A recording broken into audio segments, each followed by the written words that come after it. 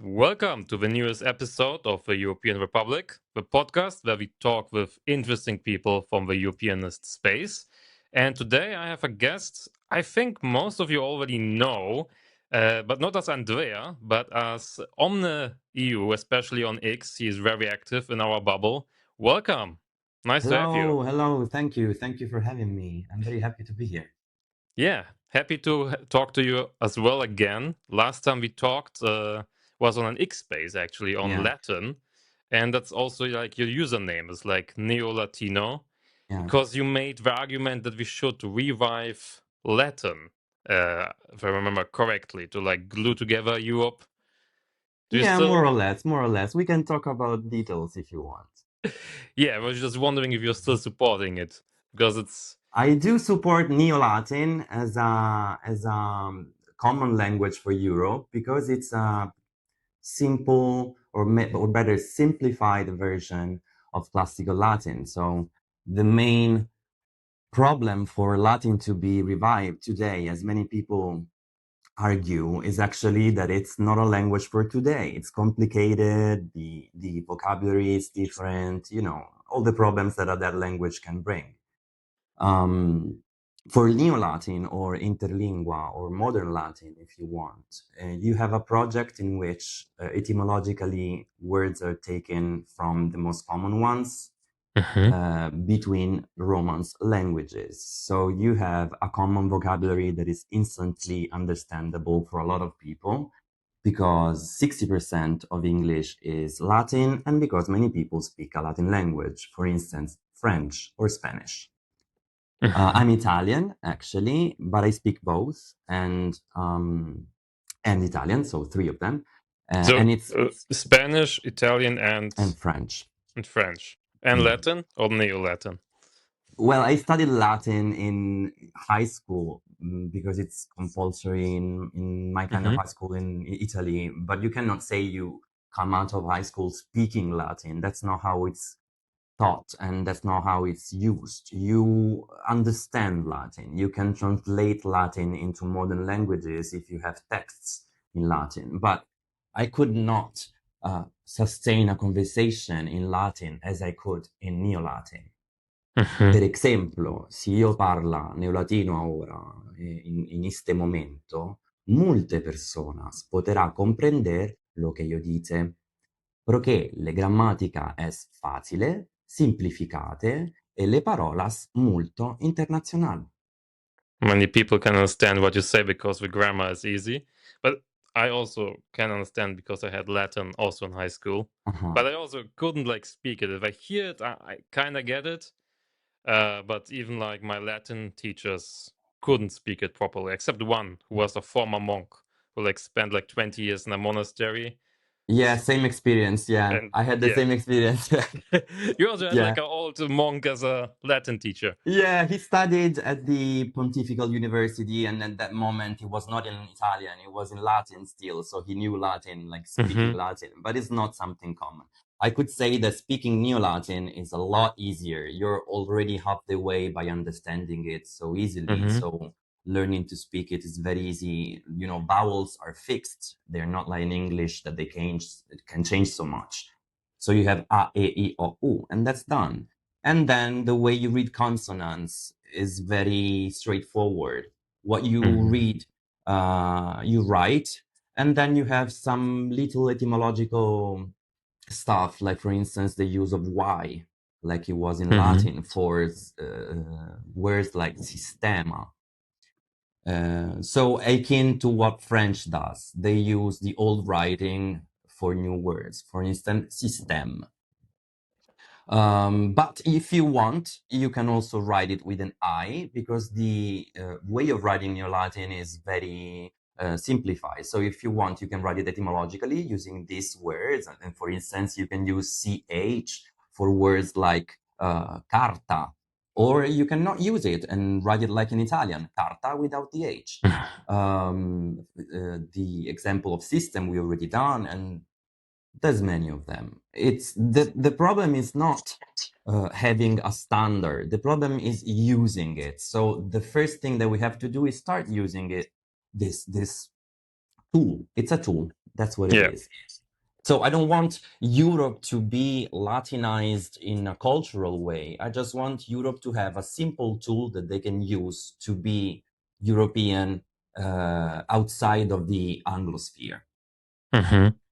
I mean, here we also like come to the core of what you basically also do and what we are known for, this pro-European activism with a Yeah. very, I would say, classical Mediterranean aesthetic. Yeah. Like your posts on Instagram and X, they have a different vibe than most what you see on Europe. It's not the same technocratic, bureaucratic, or very rogue posting you get from Brussels or from the Union of European Federalists.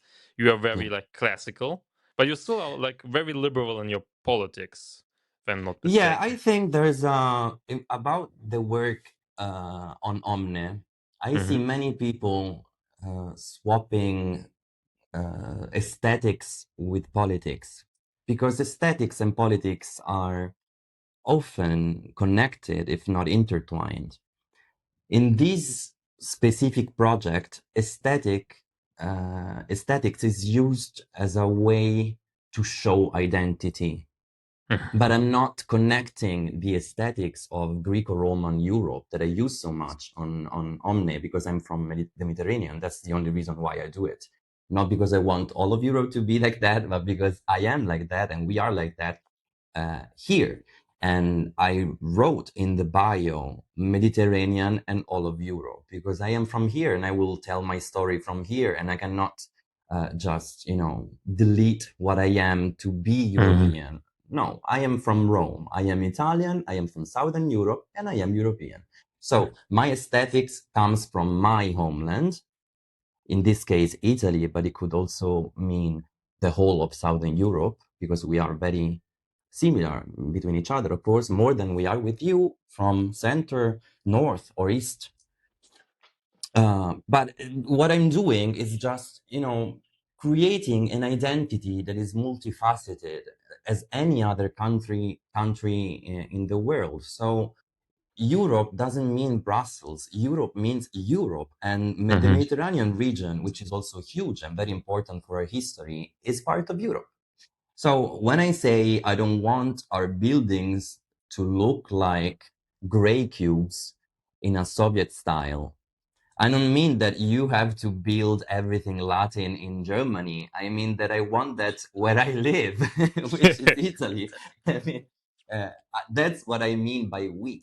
But also, when I say we have to improve our pension system, I don't mean we as Mediterraneans, I mean we as European. Hmm. When I say Latins this, Latins that, I'm only meaning my little cultural group made of Portugal, France, Italy, Romania, and of course also Greece, it's very connected, uh, should do this or that. I don't Hmm. mean that ethnically or something like that. So what I wanted to say with this introduction is just that. What I see on my project, Omne, is a lot of confusion between ethnics and races that I don't even talk about. Come on, it's old Yeah. stuff. So, and politics. No, I am liberal, liberal democratic, actually. I am European. I am Hmm. Mediterranean, and that's what I showcase. There's nothing deep behind it. There's no project for ethnically homogenize Europe or stuff like that. I read everything on my comments. I mean, Yeah, I think that's many people like they see special. I mean, that's a particular thing I think about this Romanesque aesthetic that on one side it resonates with like whole of Europe because even if I like go to Poland and I go to like the parliamentary buildings and they have like Romanesque aesthetics. For example, in front of the like a presidential palace in Warsaw, you have a statue that looks like the statue of Marcus Aurelius, but just the head is swapped for a Polish general, but once to one, the same general, same statue. You find like this images of from the Roman Republic. You find them in the White House in the United States. You find them in absolutely. parliaments across all of Europe. So like this a lot of what we have, like even constitutions of entire countries, they go back to the Code Napoleon, Code Napoleon goes back to Roman law. So Yeah, it goes like to the deep history of our continent. Another side, you have, especially like if you go on X, I think Roman aesthetics is also like connected to like fascism because the absolutely. Yes, fascists like yes, revered yes. the Roman Empire, which is like the But can other we side say of the coin. something loud and clear? Yeah. Fascist aesthetics is good. It's beautiful. It's attractive. That's why you can now and today detach it from politics. You don't Mhm. have to be a fascist to like futurism or modernism or all the currents that fascist movements politically used to showcase their power. Mhm. That's what I'm doing with Omne since the beginning, a year and a half ago. I've been arguing about this because I think it's completely fine with me and for me to be from a place where fascism was actually born, but anyway, was in the government and made beautiful buildings and reuse these beautiful buildings. Or do you think that the Colosseum was built without blood? No. So why can we use the aesthetics of the Colosseum, like arches and marble, in many other places in Europe, but we cannot use futurism or fascist aesthetics generally? That's what I'm saying. So I am not a fascist. I Mhm. come on. Yeah, I If know you that. read, I mean, if you read my post, of course, it's impossible to think I am a fascist, but this doesn't have to mean that I have to hate on the palace of the civilization in Italy, in Rome, that is now Mhm. Fendi headquarters, for instance, which is one of fascist more emblematic buildings. It's a beautiful building. It's a clear connection between the Colosseum and the Roman aesthetics and modern cubes and straight lines. It's a beautiful encounter between meeting between two stages of our culture. Mhm. So I understand that people see at first sight my profile, my page, and think that I could be fascist, but I'm not bothered by it because I am not. Mhm. It's just a cool aesthetics. It is. But I mean, there's also this saying, like, thing from Walter Benjamin, like, fascism is the aestheticization of politics, while like communism is the politicization of aesthetics. And the liberal position is basically like having a aesthetic secularism, like not trying to politicize aesthetics Yeah. and look at it in a detached, maybe decontextualized way. But it's a slippery slope because, as you say, like people, they at the first glance, and many people just look at the pictures, they make judgments before reading the texts, especially nowadays. Yeah. Yeah, But am I bothered by this? No, no. honestly. I mean, I what I'm doing is anyway trying to educate people on our identity, our politics, our culture, our history. That's what Omne is about. It's not a news page. It is not a specifically political page. It does news and it does politics, but it also does aesthetics. Why? Because it's just a the idea that I had was an aggregator, like a file in which I'm putting all different pages of our history, culture, or of our being, of our identity. So I'm using everything I have, from politics to news to aesthetics to paintings to whatever we have that happens or that has happened, that showcases that we are European. We are all Hmm. one people. I believe in a single European people made of many nations. Like Italy is now, since not so long, a single united country, but it's made up of different regions with different languages and cultures and food. I know that from the outside it looks like one single country, but from the inside it is not. The same can be said for Europe. From the outside, if you go to the United States, for instance, people would say, you come from Europe, you will go to Europe, I've been to Europe. While when you're in Europe, nobody says that, of course. They will say the country. Yeah. So I think it's normal and it's okay for me. About the Mhm. fascist allegations and stuff like that, I'm not that bothered because if you don't read texts, I cannot, there's not much more than I can do for you. So I'm trying to, to just share what I have, what I am, my identity with you. But if you Mhm. just look at the picture and don't know what it is about, I cannot teach you. Your own fault, basically. I Yeah. cannot teach you how to read. You will have to do it yourself. If I read comments that are completely off, most of the time I don't even answer. I mean, why reply to a useless blabbering? Mhm. But how do you define, or what makes for you Europe? So where does Europe end? Is it in like Armenia, Georgia? Are they still part of Geography, you Europe? mean? Geographically, you know,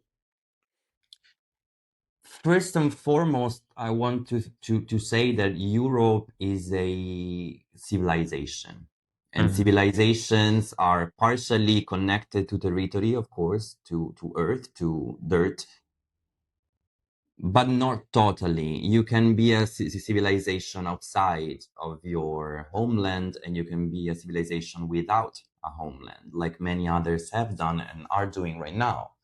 There are many diasporas that still are completely part of their world, homeland world, although they're on the other side of the world. For instance, Mhm. is Australia not that English? Have you been? I've been to Australia. It's London on the sea. With more So sunshine. yeah, of course it has its differences. 100 years have passed and stuff like that. It's okay. It's normal to say that. But again, from the outside, it's just another England. Also aesthetically, the cities are very similar to England. I mean, to London, especially the most modern parts, of course, because they're similar to globalist aesthetics. But still, the English that they speak is a lot more similar to British English than it is to American English, for instance, because they had less time to change. Mhm. Australia is, more connected to Britain culturally and linguistically than America is, and also the history is different of separation. But that being said, it was just a stupid example to tell you that you can be English on the other side of the world even without Britain, because being English, it's only partially connected to the island of Britain, of Great Britain. Uh, the most English thing that you can have is being English, being born from English people speaking English Mhm. in an English mindset, or with an English filter for the world. The same is true for Italians, that they can keep being Italian in Argentina for 3 generations. And you don't even, they keep speaking, I don't know, Venetian dialect in Brazil, and it's been 100 years, and they're still speaking Venetian dialect more than they do in Venice or in Italy. So Europe is Europe because the Europeans are European. Mhm. Geographically, we can change it. Armenia, yeah, why not? If they modernize and they change their economy and they meet the criteria to be inside the European Union, I'm okay with that. Also, Georgians. Um, but they have to be European. What I'm saying is they have to be in a place mentally, not only Mhm. geographically, that you can recognize as European. They cannot be too extreme. They cannot be too religious. They cannot be too corrupted. They cannot be, the majority has to be similar to the rest of Europe. So they have to Mhm. believe in a liberal state. They have to believe in a free market. They have to believe, I don't know, in human rights, for instance. You cannot torture someone to have a confession.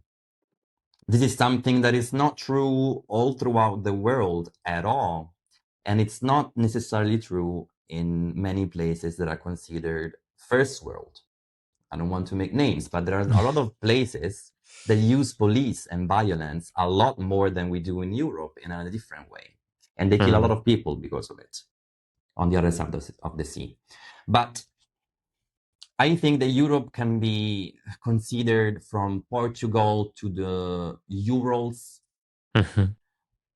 geographically, but Geographically, but yeah, culturally is. no, I because there's wouldn't say Russia. Moscow. Yes, I wouldn't say that Moscow is very European. Absolutely not. I've been to Moscow twice. Hmm.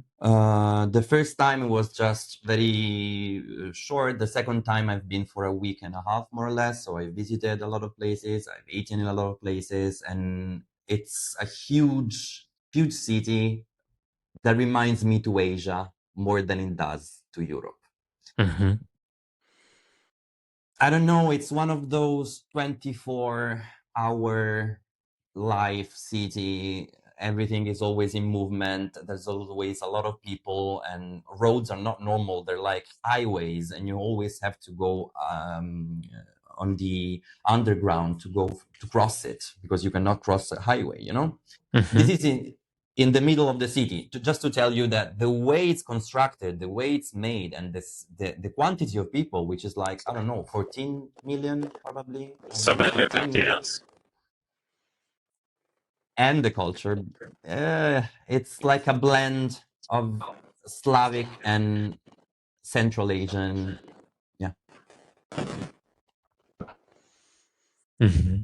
What And about? so, Yeah. sorry, so to end the concept. So geographically, we said Urals, but then actually, there's a lot of place that is not considered Europe because it's Russian. Although Russians are European, Hmm. the mindset, the culture, the state, nothing works as a European nation of today. So I cannot consider them European politically or culturally. How can I?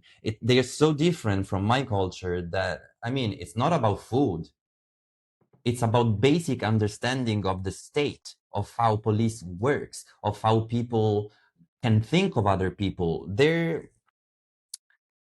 I think they're very backwards on many stuff. And I've talked to a lot of them, normal people. I'm not talking about a Russian person that moved to London and lived there for 10 years because they don't like the Russian mindset. Of course, they will be European. But normal people, they're very backwards. They're like talking to an Italian person from the 60s. Hmm. So I have a hard time considering them European. At the same time, Georgians want to be European. They are on the street fighting a Russian incursion into their political world and into their state with their bodies. If that doesn't mean being European, what else does? Yeah, fully agree. Especially Georgians. I know a lot of Georgian activists. They are really passionate about getting like away from Russia and into like the democratic sphere. Yeah, But very tough fight, and it's dragging on. But yeah. maybe one question about this demarcation again on of Europe. What would you say about like New England, like Boston? Have you? I don't know if you've ever been to Boston. I mean, it's United States, but when I went there, in general, New England, many places feel very Dutch and French, like from the architecture, from how people think, behave, especially the university towns like Boston. It's sometimes feels more European than Europe. I would say about Boston, I've not been to the United States yet. Hmm. Everybody that went in my life said the same thing about that part. So, especially Boston and also New Orleans about the French vibe, of course, that they retained. What I would say is just that they're the most European part of the United States. I wouldn't say they're European. I would Hmm. say that European people went there, colonized the earth, the place. I don't know how to say that in English. The territory, we can say, Yeah. and they created European cities. That's it. So now they're not considerable as European. I mean, it changed. The United States, in particular, is an example of how much you can change when the division happens a long time ago. Hmm. Because I think that the division between the United States and Europe is basically the same that you can have with Russians. You have a more liberal approach to life. That's true. But there are a lot of other stuff that are completely off for you.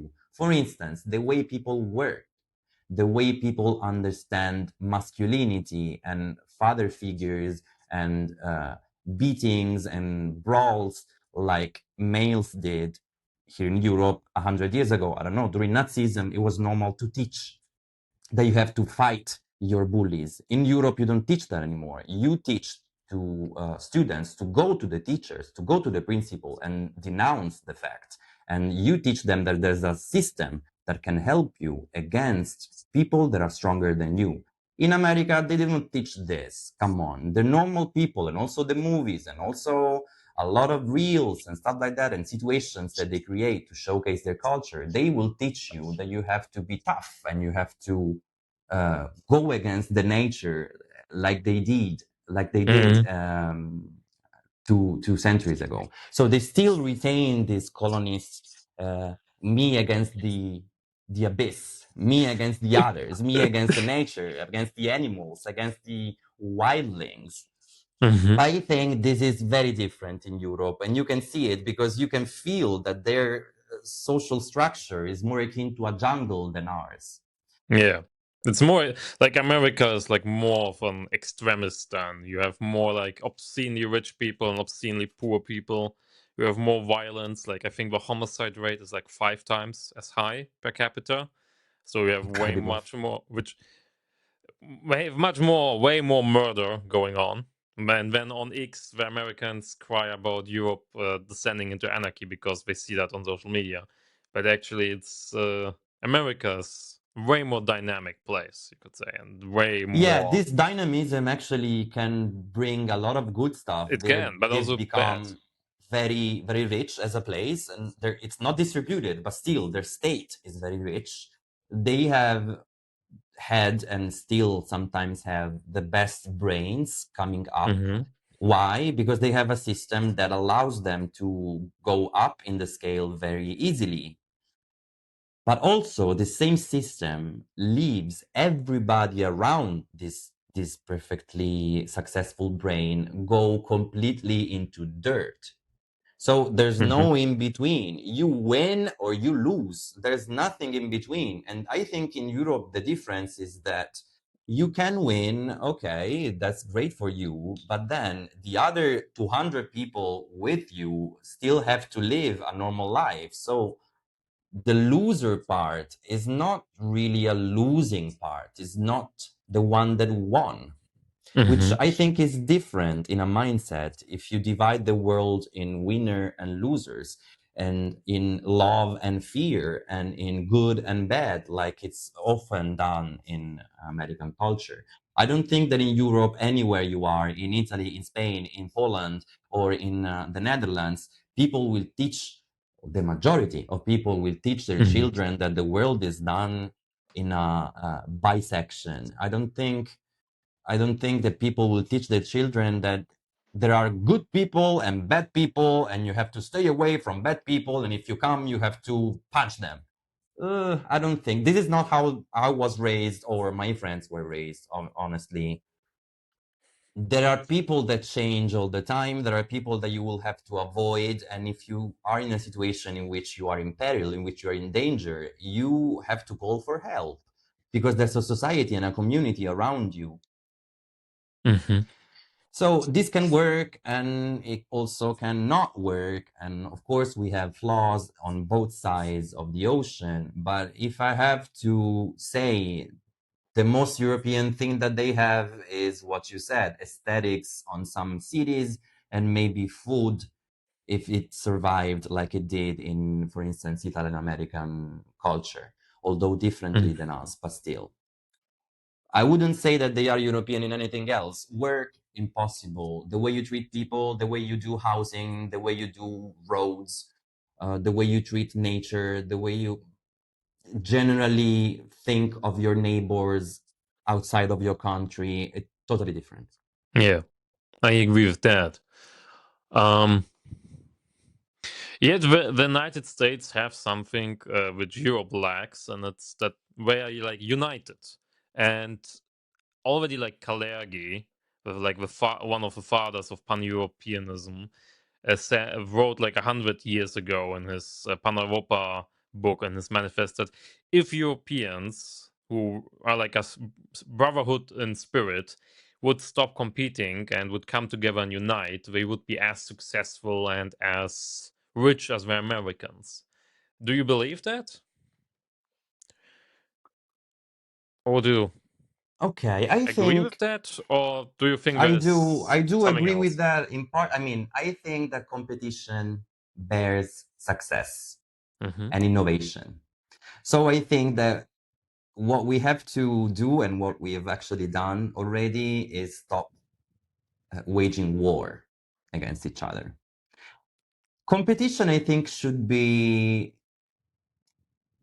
helped, should be regulated, should be, put in a program like the United, sorry, the European Union already does in some ways, Mm-hmm. and could be doing even better if it was a federation instead of a confederation of, I don't know, loose actors. I'm not sure, like everybody else on this planet, on what the hell the European Union actually is. So I cannot really describe it. It's unique. It's a system that is akin to a confederation, but it's not Yeah. totally one.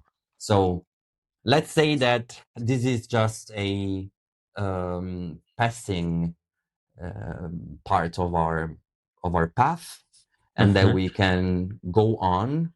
And I think we should be in a federation in which we are united. And yes, I agree that we could be as successful as the United States, but I also think that we could be again better than them. Mm-hmm.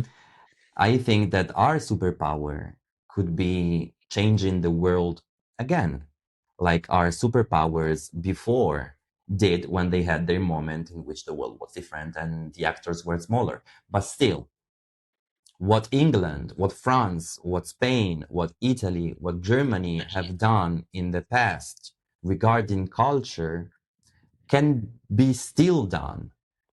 Because I think that the American period of influencing world culture that much has now coming to an end. Mm-hmm. And this void that they're leaving is being taken from them by China, especially through their social media, TikTok. Can we say it? I think, Yeah. sure. The infrastructure. Um, We yeah, don't. TikTok or Douyin. I think that's a huge problem because we don't have one, for Yeah. instance, in the beginning. And then apart from that, even if we use American ones, we cannot really compete if the language used is English and the platform used is American. So you're That's true. playing a match always in their stadium with their rules, and also the police is theirs, and also the money is theirs, and also your whole system around you is theirs, and you're trying to play this match. Yeah. So You can win that. why social media? Why a language? Why all of this identitary stuff that I'm supporting? Because we need that. We need to speak a language that is not theirs. We need to use a platform that is not theirs. We need to be identity bearing. We have to showcase the world that Europe has a fixed, normalized, well-established identity that everybody can recognize, that is detached from us being, I don't know, blonde, blue eyes like us. This is not what people should worry about. And I see on X all the time that this is the this is the freaking reason why people fight. How is ethnic gonna help you in any way? This is not the point. I mean, the Well, yeah, point is but culture. The that's the point is, result. Yeah. I mean, that's the result of having a South African American owning the platform. He's yeah, boosting the ethnic yeah, stuff. yeah, Elon absolutely. Musk That's is. what I'm talking about. That's exactly what I'm talking about. You striving to do a political match but the stadium is theirs and they choose the rules and the language is theirs and they choose the words. So how can I compete? For instance, on my page on Omne, I decided to use English as the first language and New Latin as the second one. Why? Because New Latin doesn't exist yet as an established language, so using only that would be detrimental for my message. So I use both. But I'm using English as the main one because people already speak it. So when I come to words like race, for instance, how can I compete with a word that is well established in their world, that has a history that didn't change as much as it did in my country where this word comes from? So the word race comes from here, of course. It's not a German word. It comes from razza, razia, rasia, and every kind of Mhm. shade of this word. In English, you have the perception that race means like people, a people, right? Not a nation, but a people of similar looking persons. This is not something that you think in Italian. Race is for dogs. Very, very simply. So why did we stop using race? Because there was World War II. It's very easy. Come on, guys. It's done. It's Yeah. something that should not come up again. Why is it forbidden in Italy to use race in that way? I mean, do we have to really ask this question? What I want to ask is why Americans and in general the Anglosphere still using this word and still using this concept. It's old-fashioned. It's obsolete. It's something that doesn't exist. DNA proved you wrong. That's nothing else to discuss about. And yet, in 2026, I'm on X, Twitter, and I have to still discuss about this. And I have to still tell you, why are you talking about race if I'm talking about Europe? Yeah. Europeans are not a race. They are different ethnic groups that have a shared culture. Yeah, I fully agree. I mean, that's the issue of basically, I mean, United States, the USA has also very race obsessed culture, right? Yes, They are very racialized. They had the race laws till the 1960s. They have to this day. They have like on university campuses like segregated housing. They have like dorms just for people of one race. So they still like absurd. self segregate, which you would never do in Europe, but they do that in at the United States university campuses.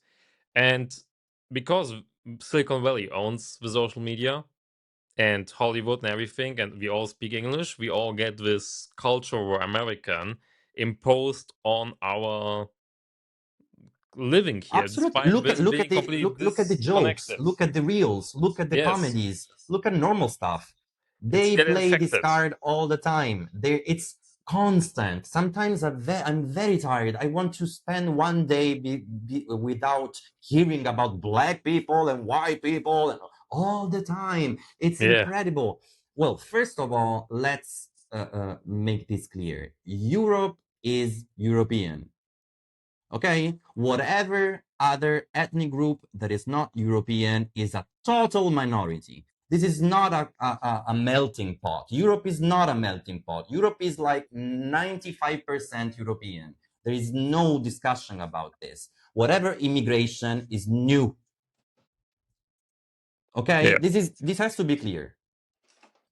Do you want to call them black people? Which is actually, I still find it very weird. I still find it very weird. It's something that I still find incredible that in 2026, you have to use white and black and yellow. It's incredible. What? I mean, people are not white, people are not black. This, I mean, when you were six, or seven, I don't know, when you drew your things, I'm sure that you thought, why do they say white people if they're pink? Everybody thinks this true, at least once. very much. Why do they say black people in your language when they're brown, brownish, or stuff like that? Okay, so all that to say just that all this discourse is completely American. It's something that you did, if you didn't have the American input, you wouldn't even think, because I'm sure that where you are, you can very well recognize immigrants because they are different than you, and they are very obviously in a minority, wherever you are. If it's Germany, if it's Estonia, if it's whatever you are in Europe, we can argue about too much immigration, too less immigration, immigration here, immigration there, and we can argue that in a moment. But what I'm saying is just that whatever immigration you have, it's still a total minority. Your place is not a melting pot, if not a European melting pot. That's all you can have. In Italy, for instance, we are a melting pot. It's a very diverse place. And when you talk to them, they will tell you diverse, it's white, or even it's not even white.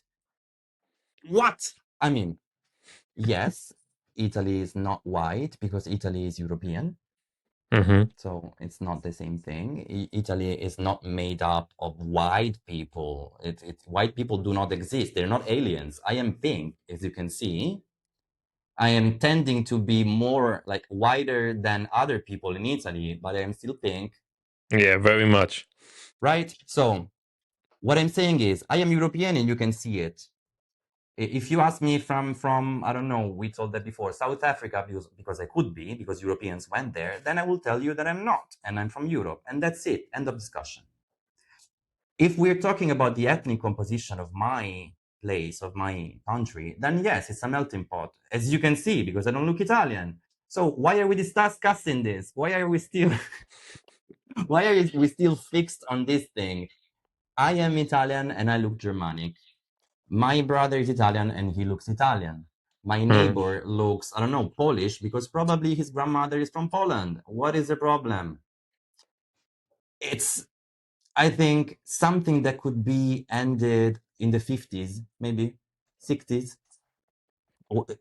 Why are we still talking about it? So I think that if we have a space that is for us in some ways, for Mm-hmm. instance, as we said, with a social media platform, with a language that they do not speak, or stuff like that, that are only for you, then you can have all the space to develop. Because in this moment, you're a cultural minority in an American base. Mm-hmm.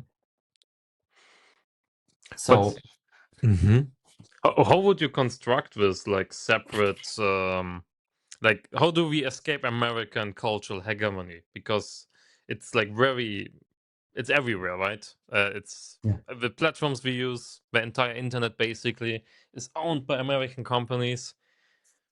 Do we have a So plan? the job is long, is hard, and it cannot be done easily, but it Mhm. has to be done. First of all, we need internet, like the Chinese already did.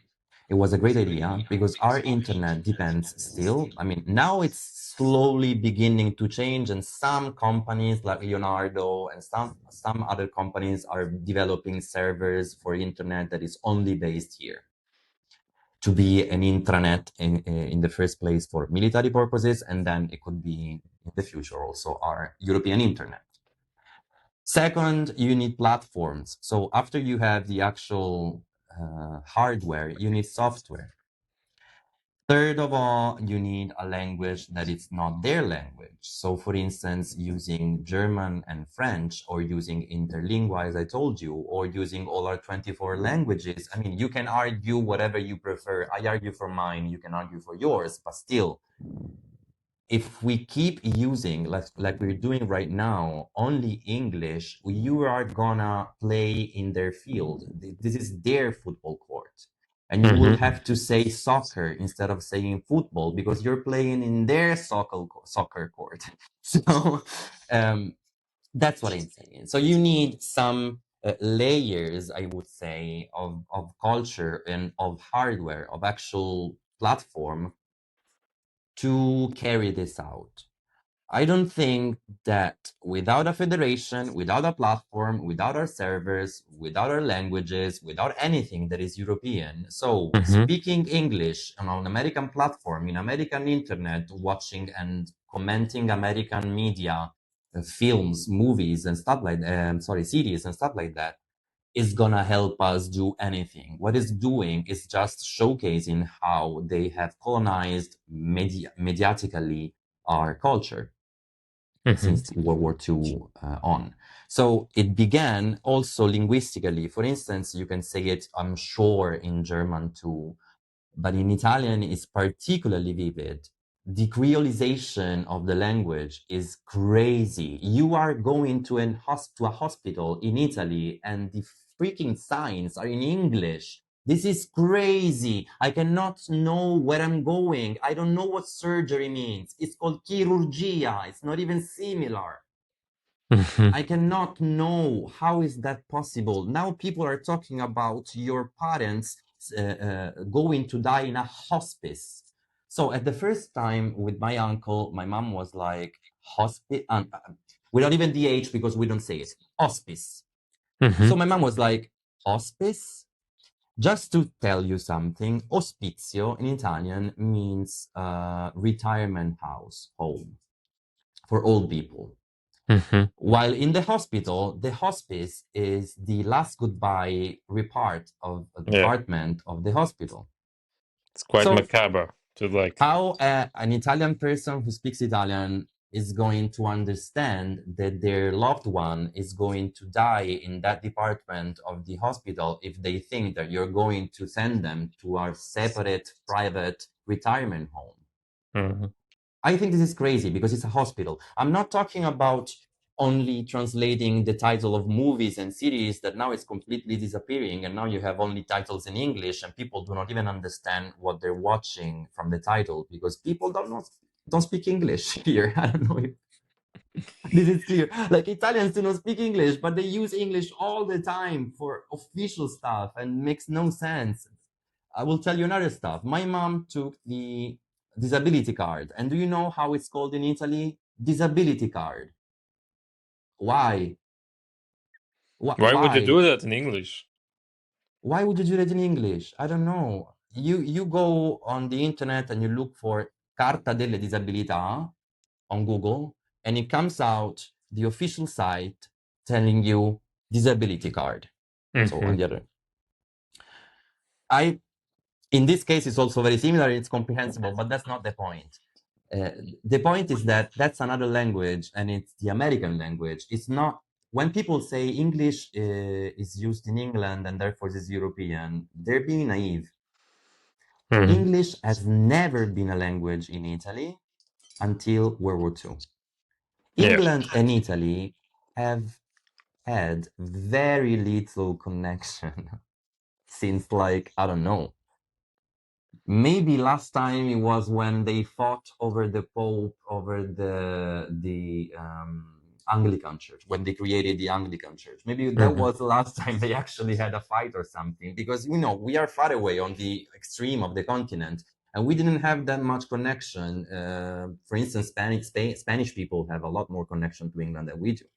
So if you think that English is now used in Italy so much because of England, you're being naive. Hmm. It's being I'm, used here because there are American bases and because they came here in World War II. That's why. yeah.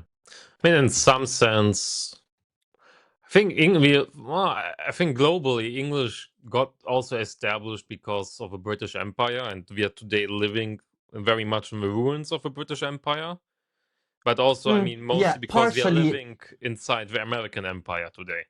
Okay, that's more likely. I Yeah. mean, partially it's true. You have the English Empire that set the seeds, to for the plant to grow.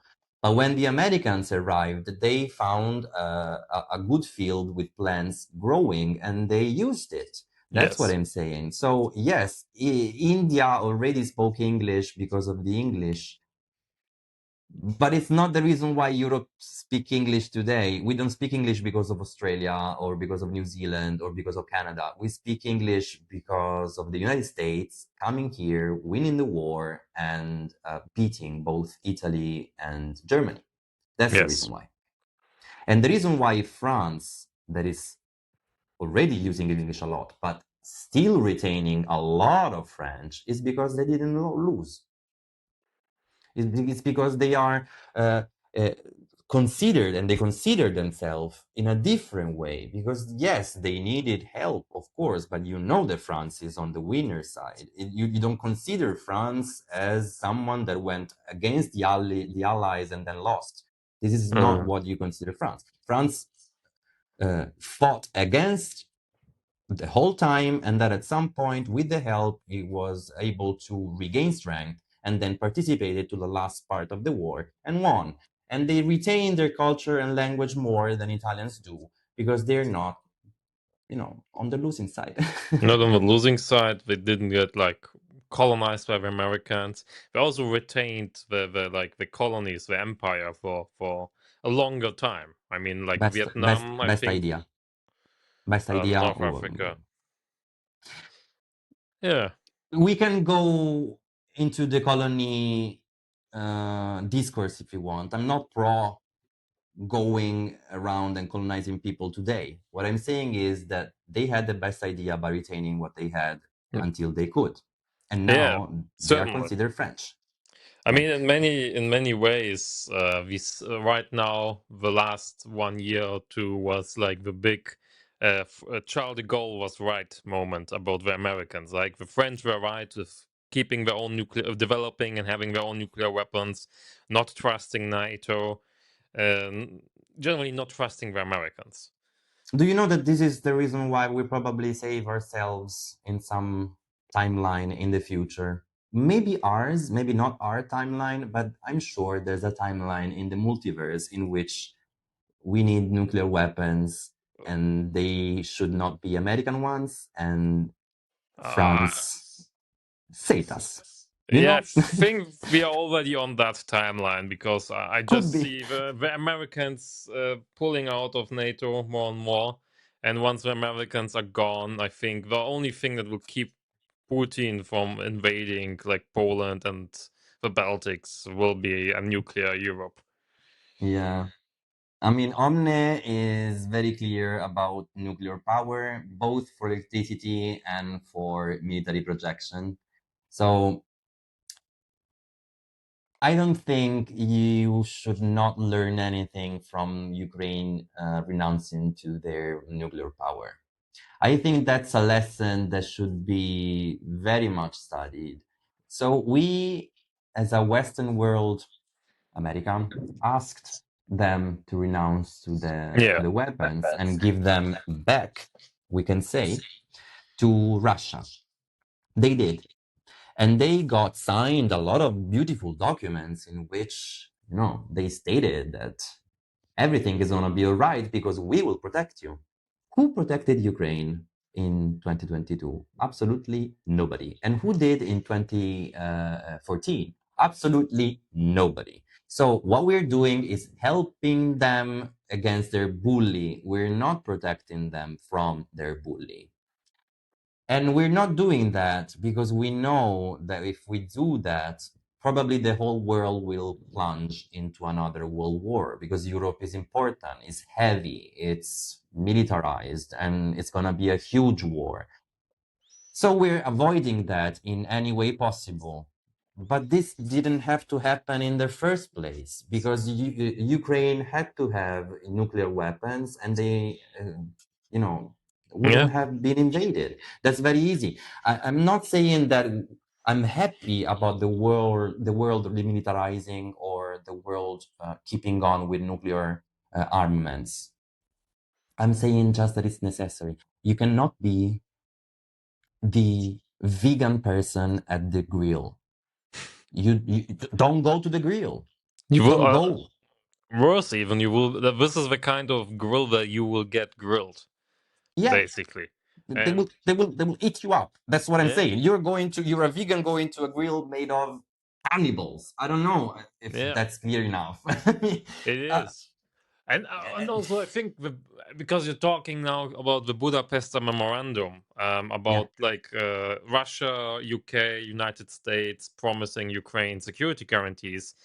I mean, 2014, who like abandoned Ukraine and didn't help them? It was also like Obama, was United States. That's also where you can see basically this whole America not giving a fuck about Europe, basically, to say it a bit vulgar, didn't start with Trump. It already started under Obama, and it started probably they never really cared about us as deeply as they claimed, but it was for a long time convenient to work with us together. And when it Yeah. wasn't convenient, they didn't help us. And I think But I Europe think has it's to no. I grow mean, up. I don't want to demonize Americans. I mean, I They have think their it's own normal. I think interests. it's normal. I think Yeah. probably I would do the same. I have to be frank with you. I'm not sure. I mean, we are we are cognate. Hmm. So our great grandparents at some point were from the same place, which is Europe.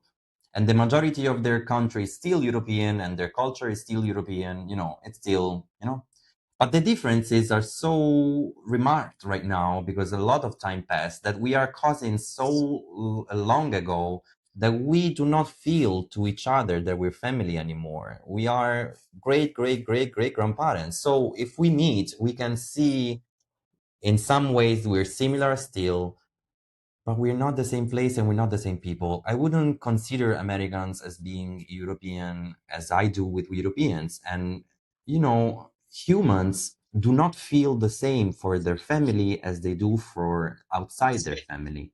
And that's Hmm. normal. I would say that if I were the president of the United States, I would consider what's best for the United States first and foremost. And I don't think that a war in 2014 with Russia would be good at all. And I wouldn't do it. What I think the problem is, in the first place, is Ukraine not having nuclear weapons. But before that, at the beginning of the problem, there's Russia not understanding that they cannot conquer someone else in this time and place. It's done. It's something over. They should have done it in 1900s. Until 2000, it was still possible.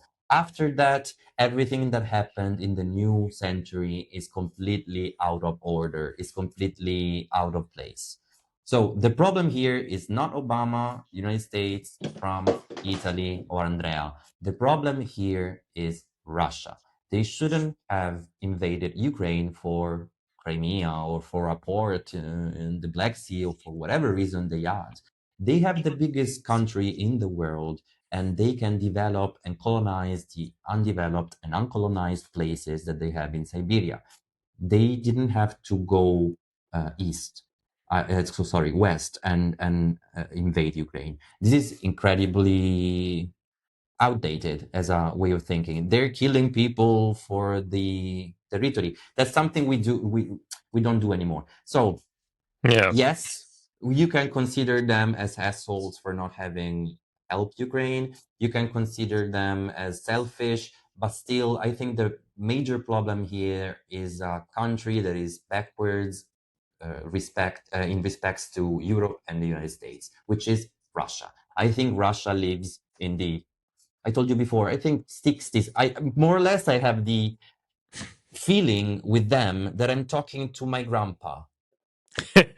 They talk and they think and they see the world an Italian person from the 60s. I don't have a better example than that. It's incredible. Mm. They think about the woman, gay people, economy, foreigners, invasions, power as much, I mean, as exactly as my well, not my grandparents exactly, but I mean exactly like grandparents in general in Europe. At least if you're from Western Europe. Yeah. I'm I not saying mean, the Europeans are super, I don't know, incredible on every aspect. I'm just saying that yes, Europe is better than Russia, and I'm not ashamed of it. yeah, I think that's a view many can subscribe to. I think Russia, I think it might be even worse. My impression of Russia, for I haven't traveled to Russia, I must say, but like as someone who traveled with neighboring countries and having interacted with Russians, for me they feel stuck, like more like in a feudal society. Like they never really advanced out of it. They like lived in feudalism and serfdom, escaped out of it just to went into like communism, Soviet communism, which was basically also just The feudal same thing. serfdom, just Yeah. replace Stalin with a Tsar. And then they Yeah. had briefly democracy just to basically replace the Tsar with Putin, who was also like a de facto Yeah, they were free for like 10 authoritarian. years, maybe 15. But even then, I mean, Yeltsin was bombing the parliament with tanks. It was not a stable democracy in any No. sense. It was like a No, but I strongman mean, the autocracy. general population, at least the European side of the general population in Europe, experienced some kind of, that's what I'm saying, some kind of 60s, 70s European country for like 10 years, more or less, with Putin, 15 maybe. Hmm. Then things can started changing again. So when I went there last time, it was, I think, in maybe 2018, Hmm. 2019, something like that. Now we're already far off, but more or less it was right before the COVID pandemic. And the place was not like Europe, of course, but still, it was kind of normal. If I Hmm. have to tell you, in TV, you could see more or less everything. On YouTube, it was free to say whatever you wanted. There were gay clubs. I don't know. It's like watching the eastern part of Europe becoming westernized as they go on from the 90s until now. Okay. So Hmm. they were going through the same kind of process socially. But then everything changed very fast when they went plunged back into fascism now. Hmm. And you could see the great change. So before I had many discussions in which I was saying to people that didn't believe me that Russia was not that bad. Actually, I went there 4 times and, twice in there and then twice in Petersburg and went to the Caucasus. And I mean, I have Russians in my family, so it was easy to go. We were with a native person, so it's easier. Hmm. They will, let you see the real world.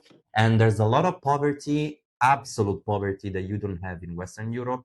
Absolute, like villages that are, I don't know, from the beginning of the 900s, something all wood, no roads, this stuff. But still, the general population lived in a normal European world. Hmm. Now it's completely different.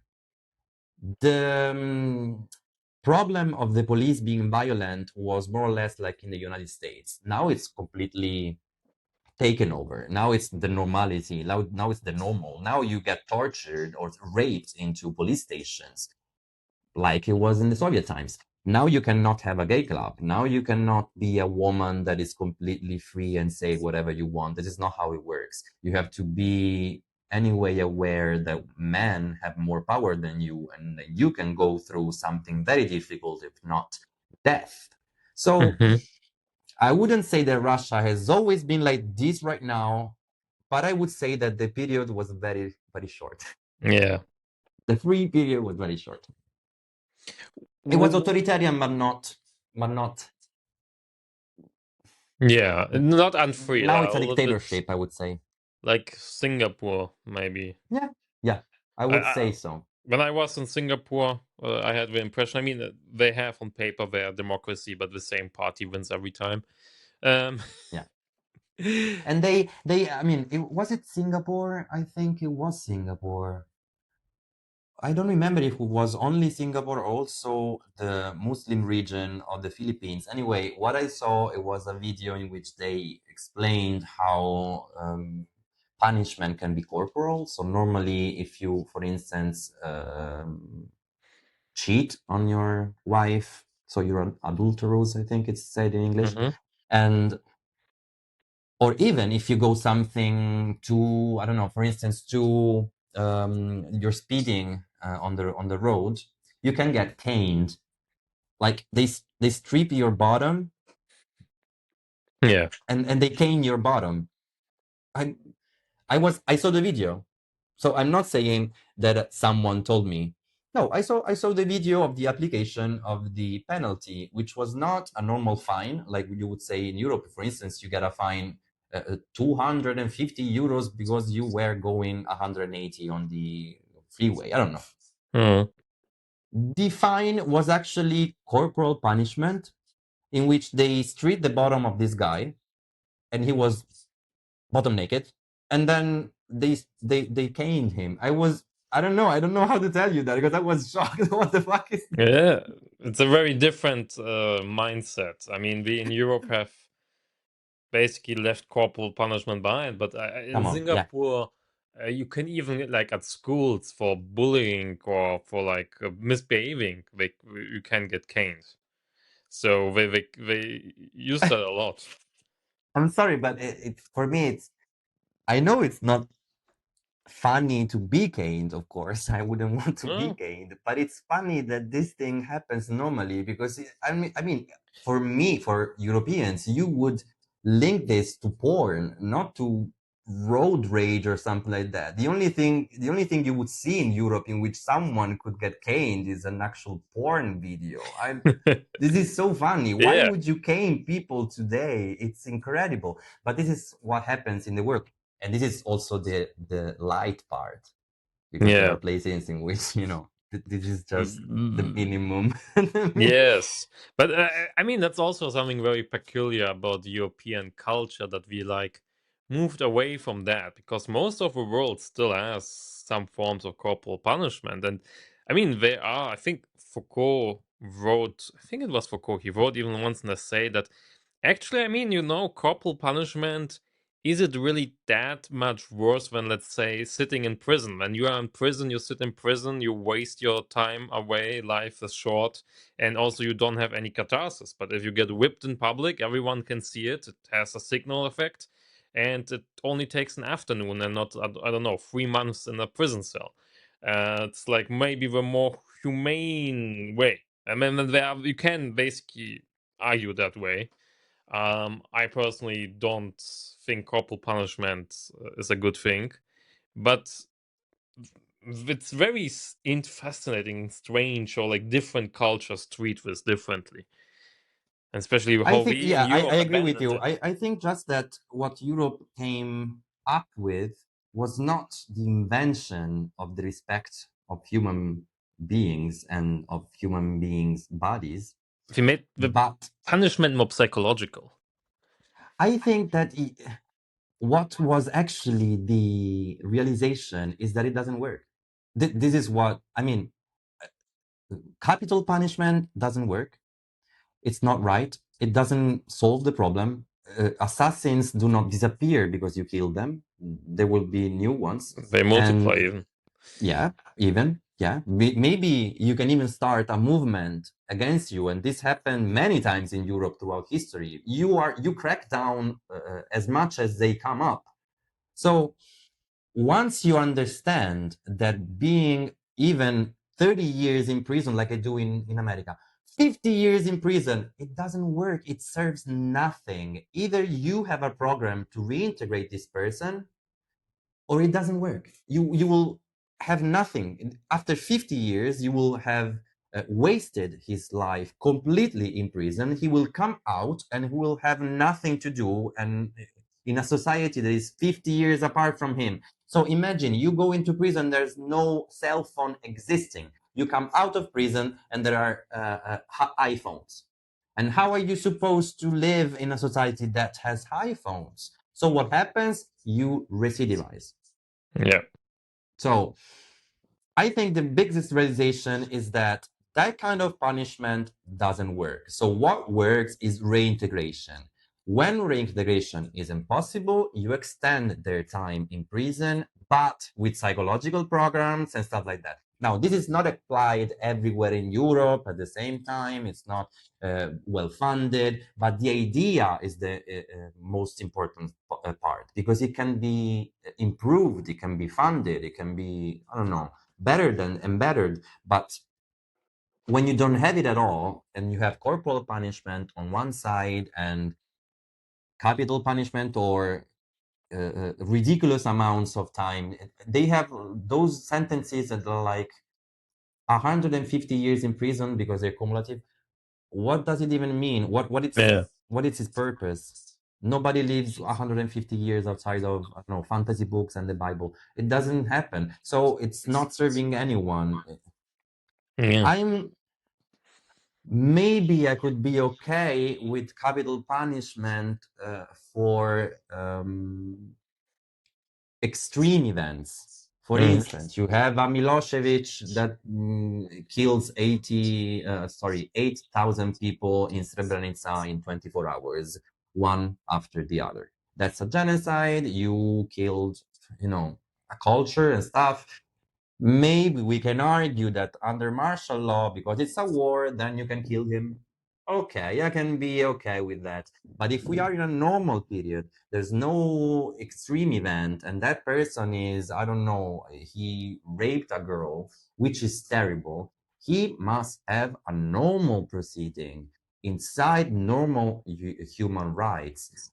Why am I killing him? It's incredible. I think the basic thought of the state having the power to decide if someone can live or die is just not European. Yeah. I mean, that's also very unique European view. Probably also shaped a lot by just Christianity, I think. That we Maybe. value human life so much and I don't know if it's enlightenment, human Christianity or rights. it's Catholic. I don't know because Or I mean Advent, Kant. America is a lot more Christian than ours actually than us. So I'm not sure. I think the root, yeah, but it's very far away, and anyway we both have the same religion and we developed very different Yeah. states. So I'm not sure. I think it's something that comes from World War II. I think that kind of thing, I mean, it was a slaughter completely. It was terrible. There was no bridge, no train station, nothing up. Can you imagine what Europe looked like when you have that landscape around you and half of your country has died? Maybe you realize some stuff that was realized, in fact, that can change your history forever. Because once you saw that and you're mature enough to have done it already once, so this is the second one, maybe it's the time you actually grow up. Yeah. It's not for everyone. Actually, it happened only here. And we are the ones that are championing this kind of treatment of other people. America doesn't work the same way. China doesn't even have a human rights charter or anything. On So, paper they have, but on paper they do they? always they claim to follow human rights and so on, Do but they? they with Chinese characteristics, you know. Um, I it's like mean, yeah, it's like on the socialist. paper, North Korea is a People's Democratic Republic. So Mm, yeah, I can but say I'm Chinese on paper, but then yeah, but I agree. I think what happened with the world wars is that, I mean, the European, especially like Western Europe, they colonized the entire world, and then they turned onto each other in the First World War, and then they turned against each other in the Second World War, and we drowned in so much blood. I mean, millions died, and the Holocaust and all the atrocities. I mean, it's hard to fathom the amount of human loss and even visualize it mentally. It's it's such a horror that I think we realize that imperialism and violence and cruelty are just path to self-destruction, especially with modern human technology. And it's, I think, I'm afraid it's a lesson. Like Europe mm, realized that we learned that this is like this should happen never again. But there are like parts of the world, like Russia or China, which like didn't really learn that. Especially like the Russians. I mean, right now under Russian learned Putin, nothing from World War II. they are building Stalin statues and like they're like doing complete revisionism about that they never allied themselves with Nazi Germany against Poland, which they did in 1939. And they glorify World War II as this great patriotic war. And they haven't learned. And that's why they are repeating the mistakes of I the think the past. difference that I can that I can tell you from my local culture, Italian and Russian culture around World War II, is that the way Italy sees World War II is completely different. It's not seen as a war in which we were defending the fatherland. It's not exactly how it's taught. It's more of a war on liberty. I mean, Yeah. Italy has a weird history about this. It was on the Nazi side until 1943, and then it passed on the Allied side from 1943 until 1945.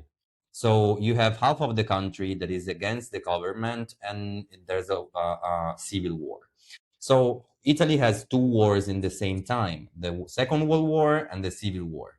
Mm-hmm. The civil war, like every other civil war, is actually, of course, terrible. Imagine people were hung on trees, and I don't know, children were raped and killed, stuff like that that happen in any other war, civil war, sorry, which are, I don't know why, historically particularly vicious.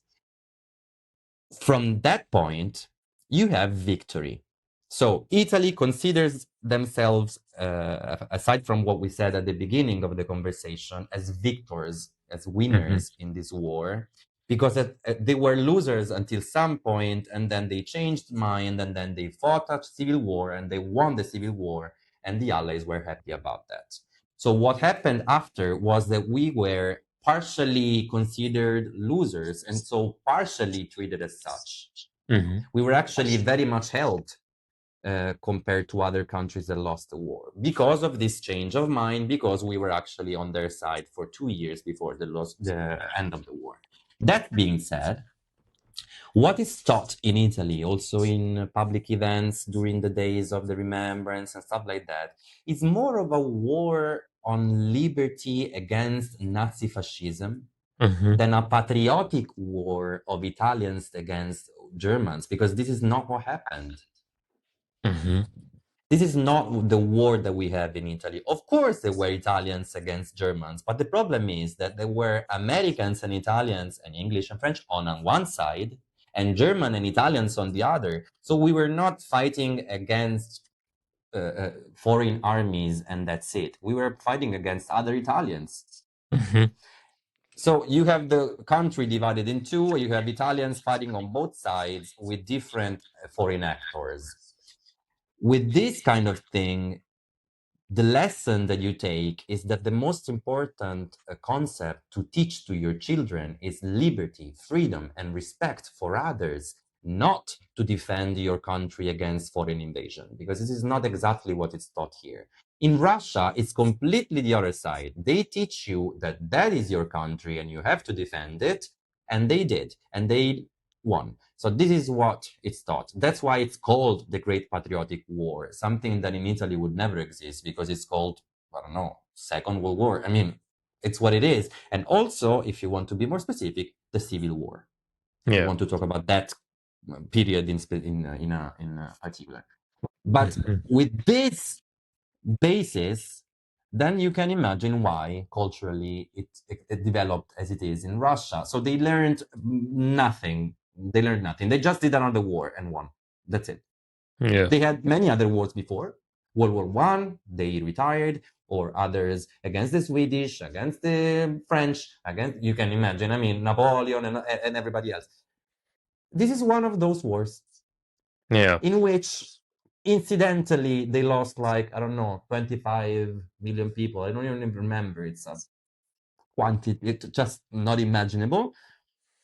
It's like half of my country if you think about it. Yes.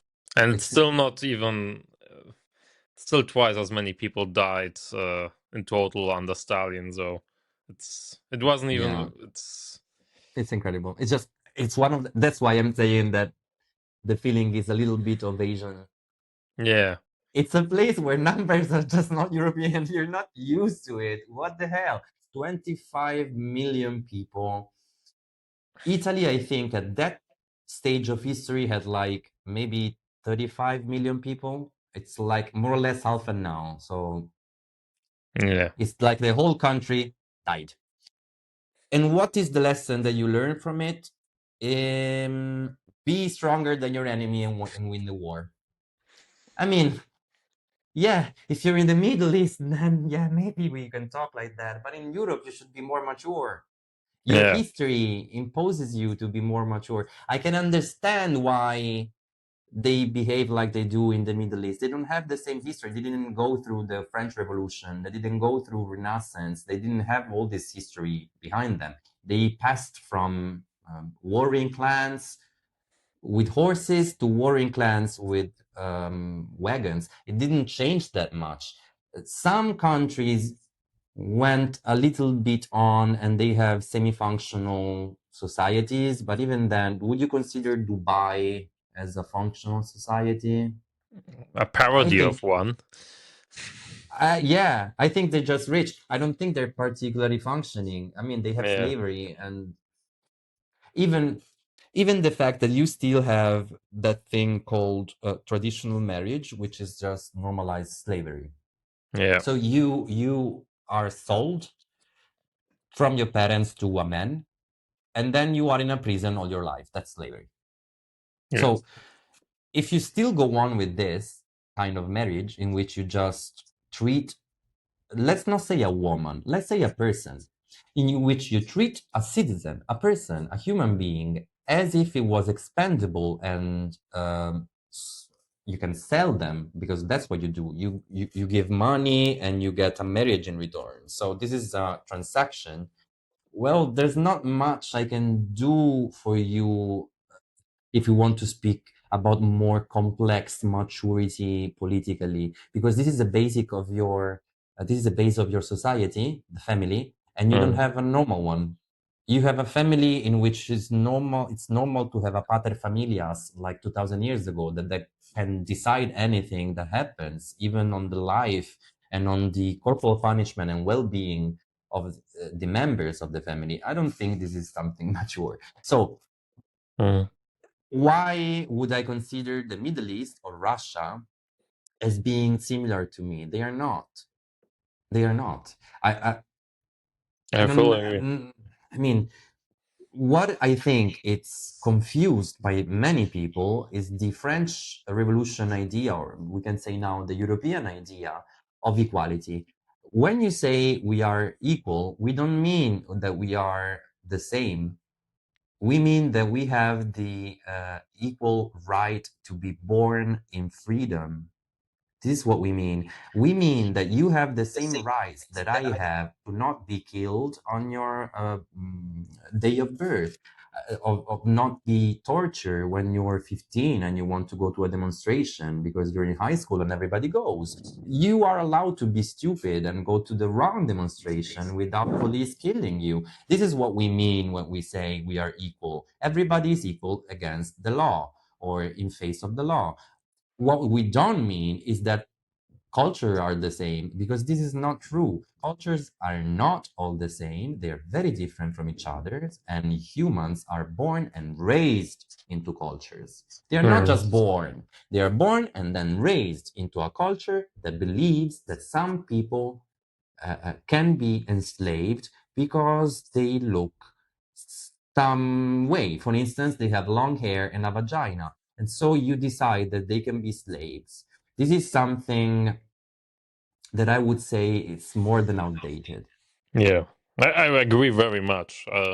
I think one of the big issues we have nowadays in discourse is this cultural relativism that tries to treat all cultures as equal, interchangeable, while there are wild differences, especially in the regards of authoritarianism or human dignity, and that this concept even of human dignity and equality, which I think is a European Enlightenment concept, and we have, thanks especially to the French Revolution, you don't find that everywhere, especially not in the Middle East. You don't find it everywhere in Asia. I would say almost anywhere but here and some parts of America, like the Yeah. United States and Canada and some other parts. Even I saw that even in Argentina and in Chile, where they are, very modern and very European, I would say, compared to other places, there's a lot of problems still on how police treats people, on how corrupt the system is. I think they're like Russia, but in another way, stuck. in the 1900s. It looks like a 50s country in which you're still going through maturity and you still have police that kills people all the time or beats people up. It's not that it doesn't happen in, I don't know, Germany, but come on, Yeah, it's it's rare. rare. And when it happens, everybody knows about it because it's on the whole press spectrum. So the same is, for instance, in Italy with homicides. I mean, the rate is not high at all. It's a pretty tranquil place, and that's why when you have heinous crimes, everybody knows about it because it's everywhere. So, for instance, now we have this crime that is called Garlasco crime because the Garlasco is the city, and Hmm. it goes on for months because you don't have many killers on that way, and so you have to milk that news for a long time and to go into the details. If you move and you go to Russia or to America, and in this regard they're very similar, you will have so much crime that you cannot go in pace with it Yeah, because every day you have new homicides. I mean, they're bigger places than Italy, of course, but still, if you count, I don't know, only California and only Italy, then you will have still the same results. So I mean, yeah. I mean, that's one of the big ironies. Like, if you look at European countries, we are the safest place on the planet. Europe, on average, we have so few homicides and murders and violent crime. And Russia and United States are both many times over. Actually, also crime is declining in general. But if you like go to social media on X or read the media in general, you have the impression that like crime is on the rise and uh, brutal gang rape, mass murders, whatever, are like omnipresent. But it's just like the media talks about these incidences a lot because they're also so outrageous to us. While in other places like the United States, I mean, the United States has a school shooting every day, more more than a normalized. day than on average. It happens all the time. In Germany, I think we had like two in the last 20 years, and it was like in the news for months. We've never While had it. yes, while in the United States it's like not newsworthy anymore because it happens so often. Um, Yeah, also it's cultural. I mean, it's not that in Italy we don't have guns. Of course, people can reach guns in some way, especially illegally. I yeah. mean, it's just that it doesn't happen. What you have, it's maybe clan crime, something like Uh, that, like mafia crime, mafia-like crime in different parts of the country, which is totally different. Because if you imagine the 1930s clans going around the city and shooting people, this is not what happens. They buy and sell property. They scam people. It's completely different.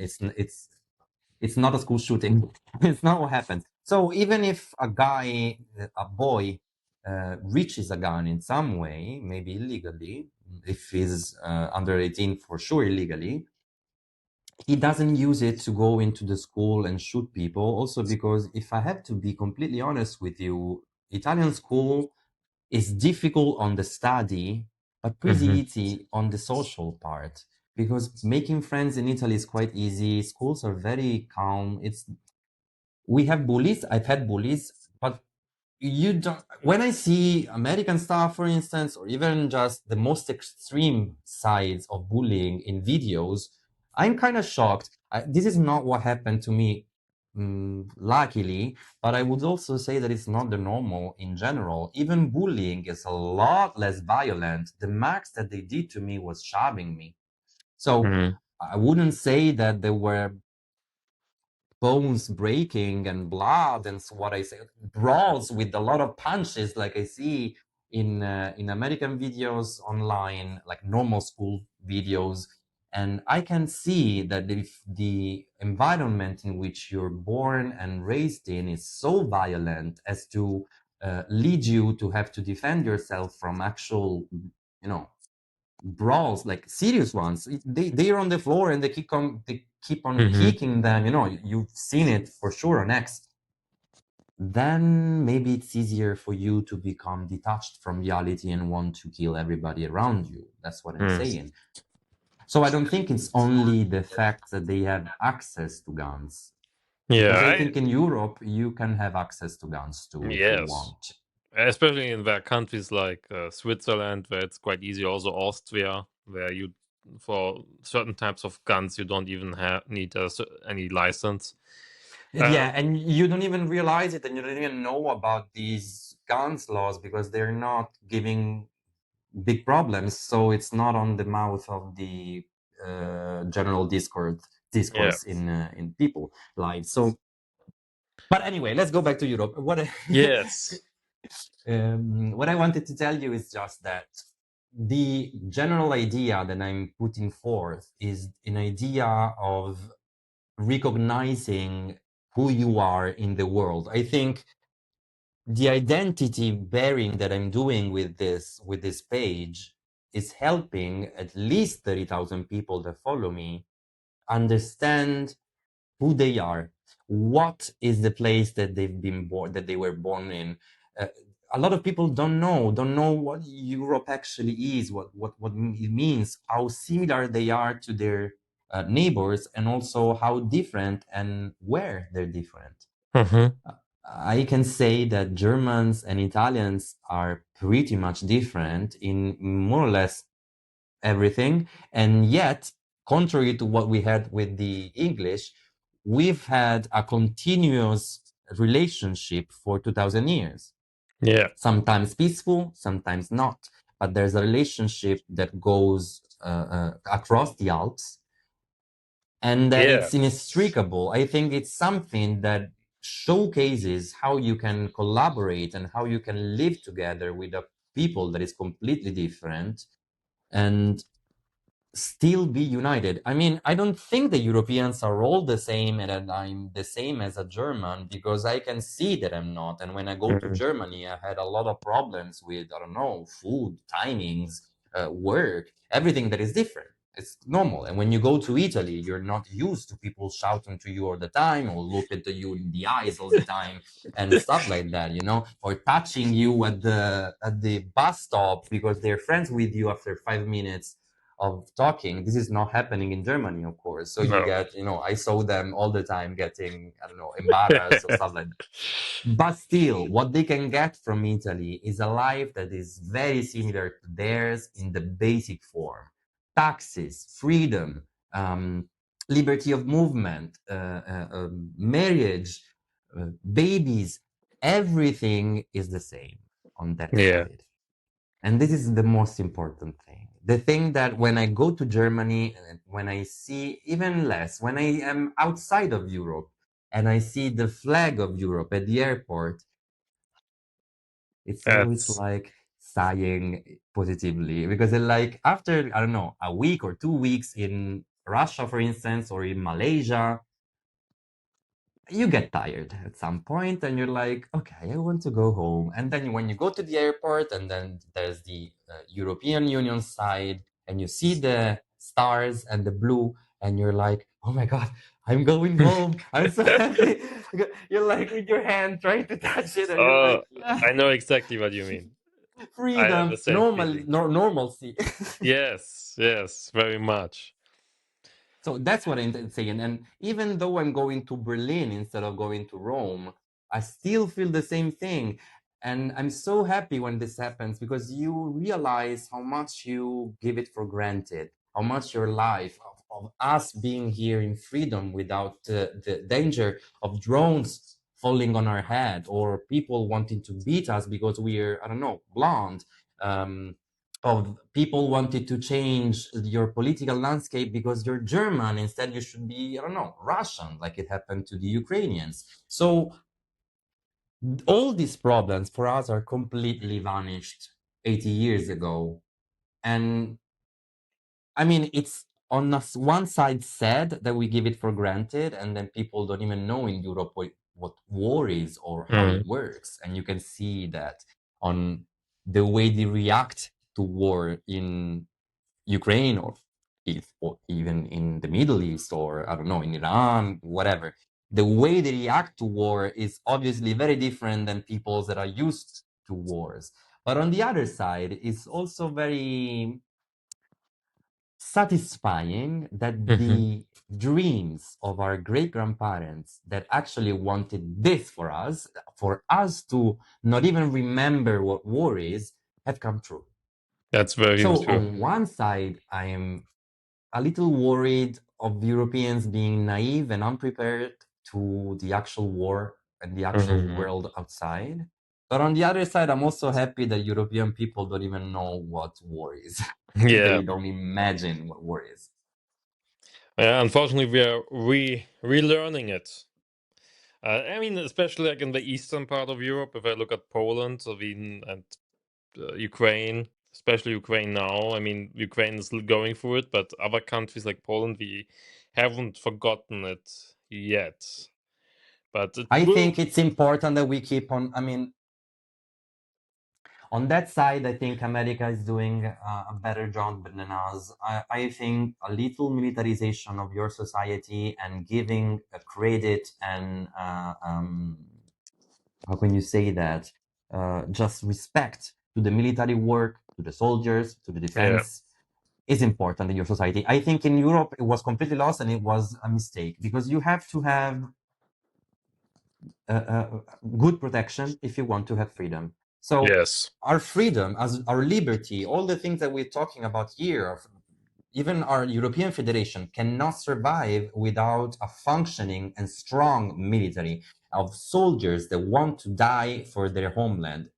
Their homeland can be Lithuania and can be Portugal. It doesn't matter, but they want to die for their homeland if needs be.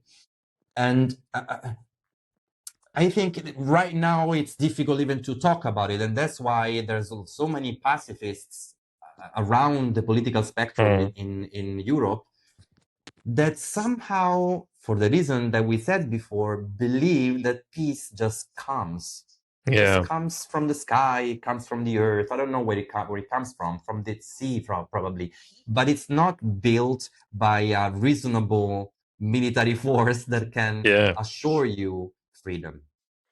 Yeah. I think So that the general issue is that because we have lived in peace for so long and prosperity, that we also like end with democracy, is that we have forgotten that some of the foundations for democracy is like deterrence, but it's also like on the other side of rights, there are also like duties, like civic duties, like voting, informing yourself, defending the constitution, the liberty.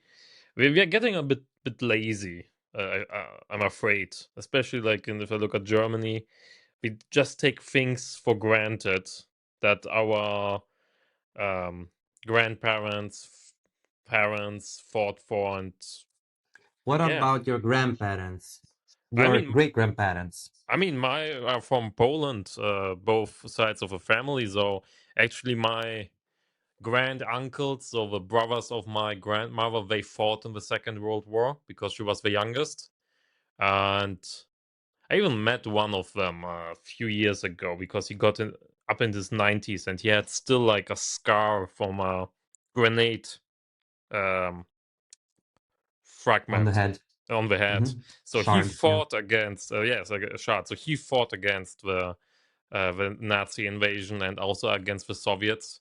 And my father was in the Yeah. anti-communist resistance movement in the 80s, so he had to flee Poland and got political asylum in Germany, and also lost his And you were citizenship born also. there. So I was born in Germany because my Mm. father was like an anti-communist activist in Poland and had to leave Poland, went to Western Germany, and I was born in 1999. So 15 years That's later in so cool, Germany. though. That's a good Yes. reason to be born in Germany if you think Yes, about it. but that's also why I have like, if I think about like democracy and liberty, it's like I have a little bit different understanding than, for example, a German ethnic German would have, because like I can say like my grandparents actually fought against both the communists and the Nazis, and I have a different relationship with that from like family perspective. Yeah, Um, yeah, yeah, yeah, yeah. But Of course, yeah. Unlike the Russians who like didn't learn anything from the Second World War, like the Polish takeaway is like liberty and is a very frail thing, and you have to fight for it. Um, Yeah, especially because it happened repeatedly in Poland yes, because of their position. So It's not easy. I mean, it's easy. It's somehow easier when you're Spain because you're, your position is just favorable. Is it? I mean, they have to grapple with the fact that they were like fascists till the 1970s, right? No, I mean uh, as a people in general, when you are Hmm. born in a geographical place that has the sea on the outside and half of it is uninhabited because it's ocean, and then you have high mountains on the other, allows you to have your life be practically isolated, which is what Spain has done, Until and you Caesar can, comes along the way and conquers yeah. it.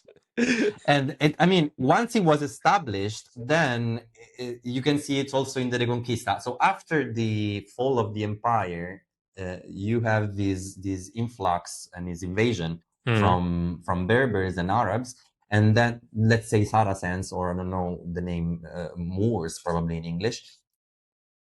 And then after the Reconquista, you can see how the territory that they took is the same one. So they didn't go to France because it was hard to do, especially because France is strong and because you have from France to Russia practically nothing. So you will Mm. have to go through a lot of peoples that have different kinds of peculiarity and no, militaries and stuff like that. So it didn't happen. And what has happened is actually that French people and German people fought all the time on the same line because on the other side they can't go. They can't go. Like France cannot expand. Yeah. There's no way it can expand. The only way it can expand is in Germany, and this is what they've done. For instance, Or North with Africa. Alsatia and or North Africa, as they've already done, and also Italy did the same. The first thing was the Balkans, and the second thing was North Africa and also Eastern Africa, but that's another story. Uh, about North Africa, if you want to say to know something very specific, it was called the Fourth Shore. Mhm. Fourth store? Shore, coast. Sure. Ah, cost. Yes, yes. You have one, two, three, four. Hmm. And the Alps. Yeah. So la quarta sponda, so the fourth bank, we can say, bank, coast, shore. So this is the ideal that they had. It was not the same as in Eastern Africa where they bought the port. They went to Adawa and bought it. Hmm. There was a transaction. And after that, they started expanding into a colonizing mindset. It was not the same in Libya. Hmm. So there are two different social way of thinking conquest. That's what I'm saying. Now we will consider both wrong. Yeah. Yes, and I think that's one of the things that unites Europe. I mean, if you see the history is very different across the different countries, our past, but I think we all share this realization throughout the 20th century that like imperialism just doesn't work. And Or at least it doesn't work for everyone. That's, I well, mean, for someone it does work when you're the imperialist, but yeah, I but for how long? It's at some point always, you have always, to pay always the feeble. bill. Yeah. Hmm? Yeah, it's always feeble. It's always not stable anyway because you're forcing stuff. I think the greatest change that the European Union did compared to other realities is that it doesn't come from up down. It comes from the will to be inside this federation or confederation for the moment. Yeah. It's different when you're in Canada, for instance, because you have a crown that conquered a land and then decided that you were a dominion. And then at some point, because of the curves of history, you are semi independent, or at least, I mean, whatever the situation of the dominion is now. I don't even remember. It's Commonwealth, but is independent and it's autonomous. Yeah. You end up in a region like that. In Europe, it didn't happen this way. People fought each other, and as we said, we killed half of the population. by fighting each other, and then at some point, at the second reprisal Mhm. of the Great European Civil War, this is how I learned it in university. Great European Civil War, not bad as a word, as an expression. So 1914, 1945. Yeah, the Great Brother War. Great European Civil War. Yeah. Yeah, or European Civil War, they also call it. It's not a real civil war because it's not a country. Of course, Mhm. historiography knows it, but it's considered a civil war because the creation of the European people precedes World War II. And you can read it in various discourses from Yeah. various people that talk about it from at least 1800s. They start thinking about European people being so similar that it's strange that it's still all divided and some Yeah. powers are shaded from others and some power are too powerful. You know, I wish we found this moment sooner, but we didn't. We have this moment now. And so, me, in my small world, in my small way, I'm trying to help this process by instilling the idea of our identity into European Mhm. people. I talk to Europeans, as you can see from my post. I talk for the Europeans, and I talk by the Europeans when they tell me to post stuff in my DMs, and I do because I'm an aggregator and I post stuff from other sites and people. Um, what I don't do is speak to or for Americans or other peoples. Um, it's not that I don't engage in discussions with them. I do. I reply. I almost always reply when I can. Um, but I wouldn't say that I consider them at the same level in the discussion with someone that is from here, because my page is for Europeans and it talks about Europe. So yeah, I can of course consider your point of view from, I don't know, Ciudad de Mexico or whatever the place you're from, but it's not the same because you're from Ciudad Mhm. de Mexico. I mean, you can talk about Mexico better than I do, right? So I can participate to your conversation about how police works in Mexico, but really, how much right do I have to talk about your police? I Mhm. can criticize it to be too violent, but what else I can do? I don't know how your provinces work, what money goes to the police from whom. I know it in Europe. I know, for instance, in Italy, that the money comes from the province, and you have provinces giving money to high schools or to protection programs and stuff like that. And that's all they do. Mhm. And then you have municipalities and you have regions, and this is the levels that you have. More or less, it is the same level everywhere.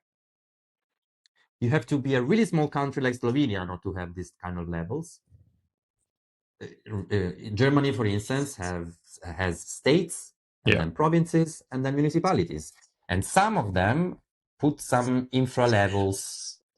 Like for instance, in France, you have cantons, but there's secondary stuff. The most important thing is that you know that you have a system that is more or less the same throughout the whole continent, because everybody has municipality, provinces, regions, and Yes. whatever you call them, departments or whatever you call them. For instance, I think in Germany is Kreis, Landkreis, Yes. It's like, yeah, Gemeinde, Landkreis, and so on. State, Land, Land, mm, Bundesland, and so on. Yes. Um. which is very interesting if you think about it. It's a system that is already there. For instance, the nuts system that tells you how Europe works on this system is a very intelligent one, because it can allow you from another country to know how the other country works without knowing the name in Hungarian or whatever a Mhm. province is. Yeah. I mean, we all copy very similar liberal Republican models. Um. Maybe one question I maybe like also as like as a final topic of our call today, because we're approaching 2 hours and it's great Yeah, yeah, discussion, yeah. but We have to close. I want to drag out your entire afternoon. Um, what's like your vision for Europe for the future? So where are you heading? What do you want to achieve with your work? And if you like imagine Europe in 20 years, the ideal Europe, if you could like just make it happen, how would it look like? What a beautiful question. So my dream is to have Europe that is called Europe. Hmm. Nothing else is called Europe. And Europe has Europeans that are people that believe in freedom of the market, in freedom of movement, in freedom of love, of everything, freedom. And this freedom is regulated in order to respect the freedom of others. So where my freedom is depends on where your freedom is. So I don't have to conquer your freedom and impose mine. This is the basic of my society in Europe. Then Hmm. this Europe, which is free and justly regulated to be respectful for others, is a superpower.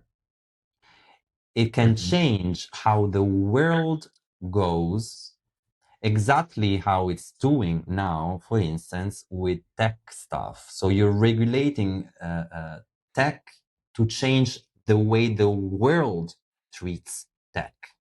For instance, with rechargeable phones and even the chargers of devices, of technological devices that we did, we can change the market of the world because we are so powerful and big and rich that we can purchase enough stuff to make big tech giants change. The last thing that I want to say is that we need a strong military. So Hmm. Europe is free, and it's also free thanks to its army. The European army is not composed of national armies working in unison, but is composed by European citizens. They have a draft that they have to go to. They can decide if they do a draft for civil work or for military work, Hmm. but there's the draft, the European, how can you call it? The European service, European whatever you want, call it as you want. What I want is that European citizens, young, 20, more or less, I don't Hmm. know, 18, 20, understand from that moment on in which they're becoming almost adult, 18, 20, almost adult, they have to understand they're part of a community and they have to give back to this community. And their giving back is a year of, I don't know, working in a hospital or going to military draft or working in train stations, whatever it is that it's useful in this moment. So my idea is a country made of various nations that work together to create the best possible human life on this moment, on this planet.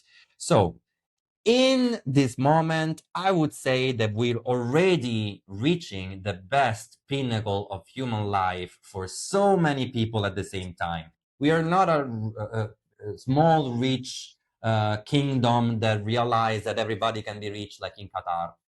Yeah. You just receive money from oil and different international actors, and you have a little small population, and you use slaves from India. So, yeah, pinnacle of human life. Okay. But I think we can do better. I Yeah. think we can make 500 million people, half a billion people, live a better life that they would do in other places on this planet. And the last thing that I hope is that these European standards become the basics for human life on the whole planet. I know that people, like they do already now, will want to do that even more in the future.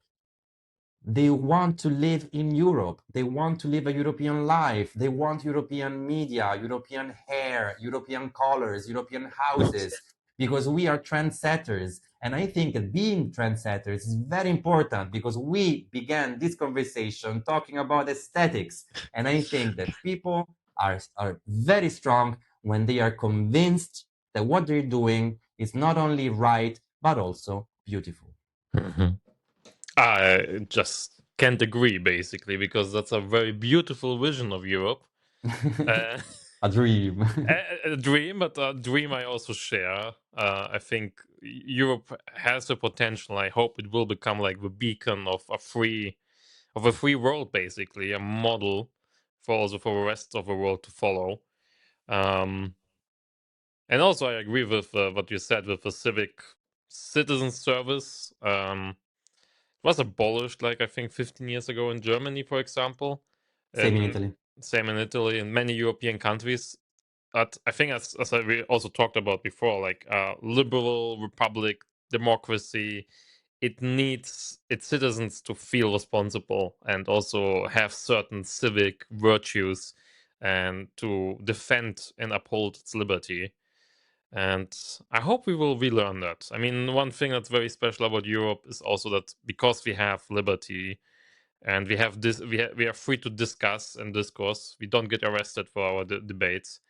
We are good at learning from our mistakes uh, and course correcting. I also think so. I also think that this broad world anti-Western trend that is going on right now, and that a lot of Europeans also embrace, and I hate them from that for that, is actually false.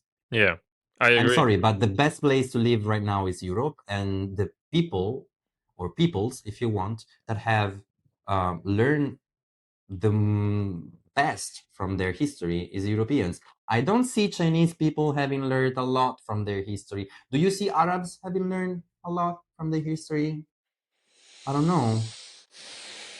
I don't see Congo having learned a lot from their No. history. So if I have to think about the truth, then the truth is not that German people have not learned from the Holocaust because Israel or whatever the hell people are saying right now. I would say that this truth is that the most of the world didn't follow what we thought or what our great grandparents thought would be the world course. Yeah. It didn't go that way. Europe was the only one that followed up on the course that we established all together after World War II. Then American people went back to their place and treated African Americans like slaves, even though they fought in the war in Europe. So they went back to Alabama and found themselves again going through the back door because they couldn't go through the front door. And Russians, we already said it, they didn't learn what they should have learned.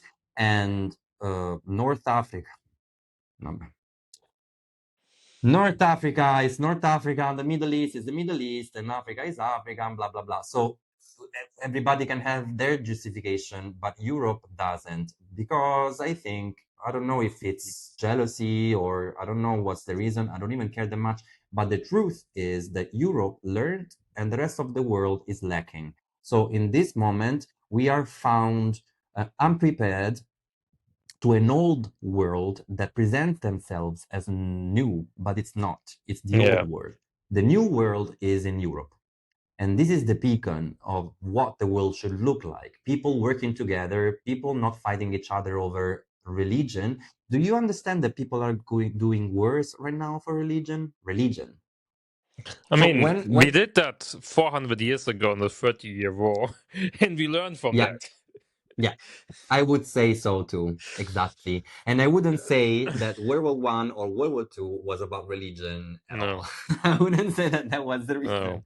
I I think, would say that the reason was being as rich as possible, and also to attach this, there was an adding of some Darwinism and I don't know, stuff that can just allow you to secede power and money from outside of the population so that you can become richer because you're less people with more money.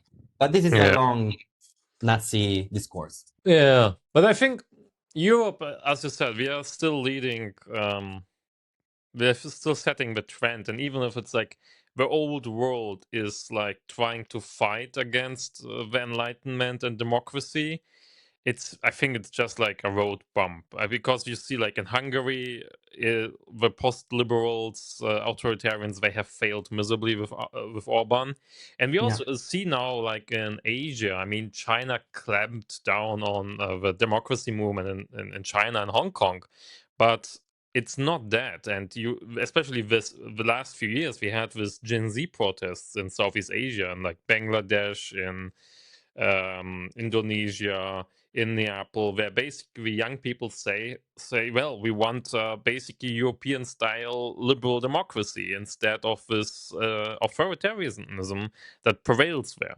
So I think there's still much to hope for the world, and that Yeah, I advance, hope it goes as my dream the these liberty days. will prevail. I hope so too. I, I hope so, and of course, our ultimate frontier is the stars. Yes, that too. That too. I hope we will also reach that. Andy, it was great talking to you, man. Thank you very much for this conversation, and I hope people are gonna like us talking about Europe. I think they will. Europe is interesting and it's a beautiful place and it's so diverse. There's always something to talk about. So thank you for having me here. Thank you very much for coming. See you next time. See you.